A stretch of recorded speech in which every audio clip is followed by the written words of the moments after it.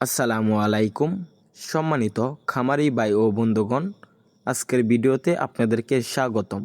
আজকে আপনাদেরকে দেখাবো থাই জাতের পাঙ্গাস এবং দেশি শিং কীভাবে মিশ্রভাবে চাষ করবেন, এ টু জেড তথ্য বলবো।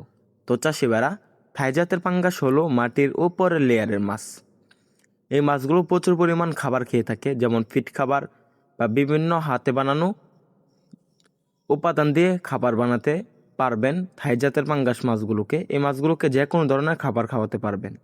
যখন আপনার খাবার খেয়ে এই মাছগুলো পায়খানা করবে, যে মলগুলো রয়েছে মাটির নিচের স্তর থেকে বসে দেশি শিং মাছগুলো এগুলা দ্রমণ করে ফেলবে, মানে খেয়ে ফেলবে।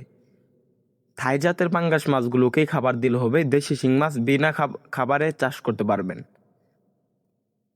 তো চাষিবারা, এরকম লাভজনকভাবে আধুনিক পদ্ধতিতে যদি আপনারা মাছ চাষ করতে চান, তাহলে আমাদের স্ক্রিন দেওয়া নাম্বারে যোগাযোগ করে থাই জাতের পাঙ্গাস বা দেশি শিং মাছের পোনা মিশ্রভাবে চাষের জন্য ক্রয় করতে পারবেন।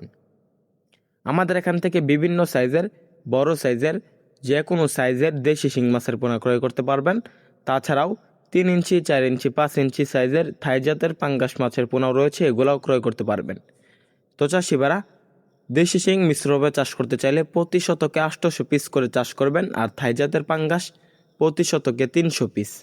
এরকমভাবে যদি আপনারা আমাদের এখান থেকে মাছের পোনা ক্রয় করে চাষ করেন, আমি আশা করছি লাভবান হতে পারবেন। বিনা খরচে মিশ্রভাবে থাই জাতের পাঙ্গাসের সাথে দেশি শিং চাষে প্রচুর পরিমাণ ফলাফল এবং বাম্পার ফলন হয়।